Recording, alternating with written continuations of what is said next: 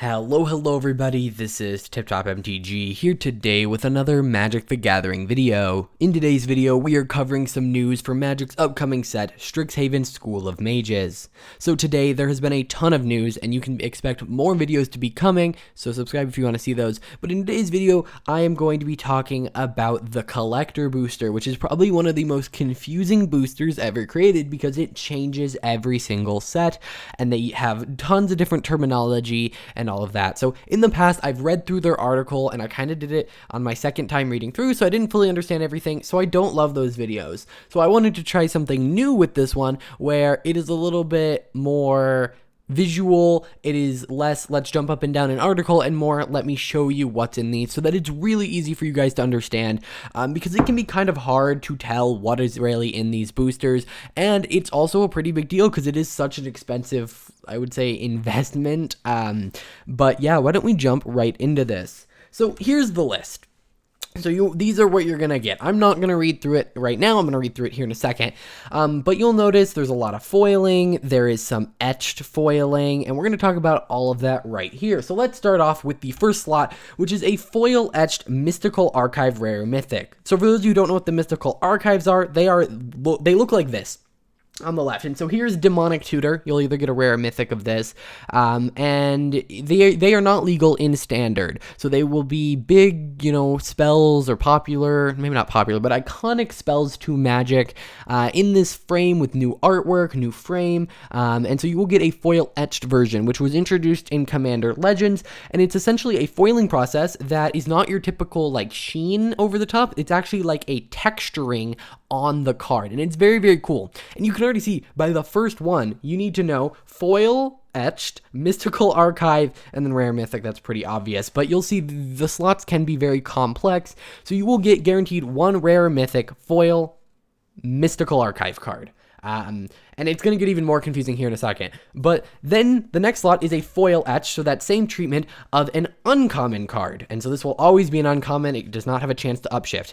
However, there is one of those two slots is guaranteed to get upgraded to a Japanese Mystical Archive card, which is different because it has different art, a different frame, and it will be in Japanese. So you won't be able to read it unless you read Japanese, but it will be very cool and probably worth a lot.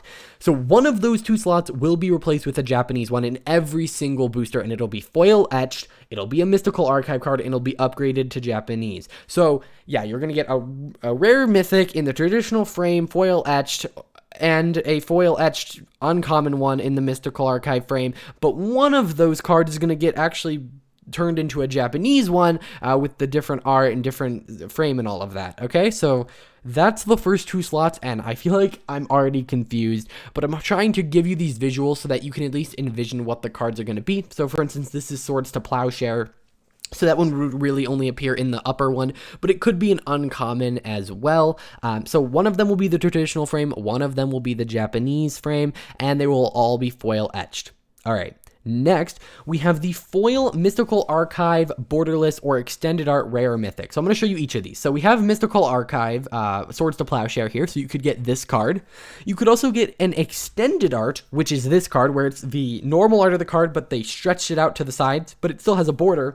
Or it could be borderless, like Professor Onyx here, where it actually goes from edge to edge, not, slightly stretched. It also will be different art. Whereas the extended arts are the same art but stretched, this is new art for this specific version.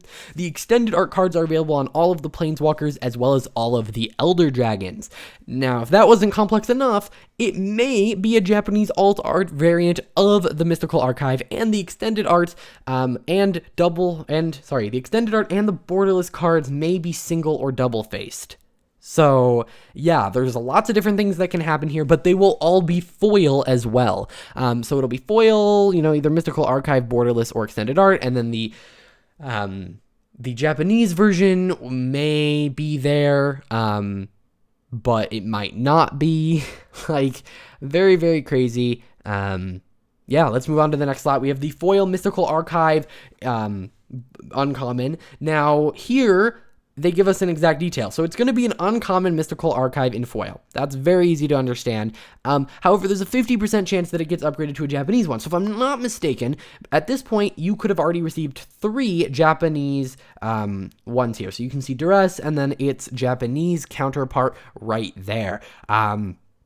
So yeah, very interesting. There's lots of variation. It reminds me a lot of set boosters where it's like you get this or this and there's a chance it upgrades to this, and that's what it really feels like here in the collector booster, which just means more variation, which means more unpredictability with like prices of things.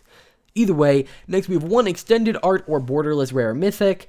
So the extended art you can see there with Dragon's Guard Elite, and the borderless you can see up there with the Elder Dragon. So that's where it actually goes to the borders and has different art, and will often have a different style of art even. And it may be a single or double face card, which means that it can be Will and Rowan, which is I think the only one that will be there in borderless.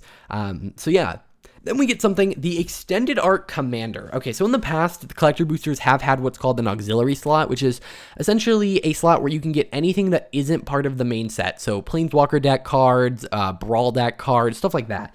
But in this one, it is specifically Extended Art Commander. So it's going to be one of the 5 face commanders, if I'm not mistaken, from Strixhaven Commander, but in extended art. So you won't be able to get the extended art in the actual thing, but instead you get it from this pack. Now, a couple things I do have to say. If there is one in every pack, which I'm pretty sure there is, but it could be that it's anything from the Commander deck. I actually feel really dumb not checking that. But it is an extended art card from the Commander deck or the Commander. So you'll be able to get cards that aren't necessarily standard legal, which is already true because of Mystical Archive. But yeah, this is the first time those cards will be available in an extended version, which is pretty cool in my opinion. More options is always fun, especially for commanders. So yeah, and I did just double check. It will be an extended art featuring one of the rare or mythics from the commander decks, not specifically the commander. So all of yeah, and they do have to be new. So I just wanted to double check that really fast. So all of the new ones. So if they reprint something, it will not get this treatment if it's a rare mythic, but if it's a new card, which I believe there's like 18 to 21 of per thing, it could appear here, which means there actually is a pretty decent variety of them that end up in the slot, which means it won't affect prices that much. Either way, then we get 1 foil lesson cards. So these are a mechanic of the set. They don't do anything on their own, but they interact with the teach mechanic. The learn mechanic. I'm not really going to talk about it too much here because I did a whole video covering it that's already up on my channel, so you should check that out. But you will get 1 foil version of that, and that can be anything from common to mythic. And then we get 1 foil or single or double-faced rare mythic, so that can be any rare mythic in the set. All right. Then, I want to go kind of back to this lesson and the fact that it can be a common, uncommon, or rare mythic, and kind of just talk about the pack as a whole. This seems to have a lot more mythic opportunities than I remember. I mean, just going down the list, you could theoretically get 1, 2, 3, 4, 5, 6 mythics in one pack, and a lot of them are going to be foil or foil etched. So it seems like there's a lot more in this pack, which maybe concerns me a little bit. I think it may raise the price on them, but yeah, it's pretty interesting to see that maybe people are getting more value if the prices stay the same. The fact that there is such variability in it, though, does mean you could go from opening a $500 pack to opening one that's worth not much at all. And obviously that's always the case of collector boosters. Let's kind of just take this list back into focus, but that is what you can find within the collector boosters. I hope you guys found this video useful. I thought this was a much better format where you could see the cards as I was talking about them rather than me having to scroll up and say, oh yeah, this is what I was talking about. I think it makes a lot more sense this way, but I want to know your opinions on this new style as well. Hit that like button, subscribe to see more of the videos that are coming out today. We have at least 2 more, with spoilers being one of them. So yeah, stay tuned for all that. I will see you in the next one.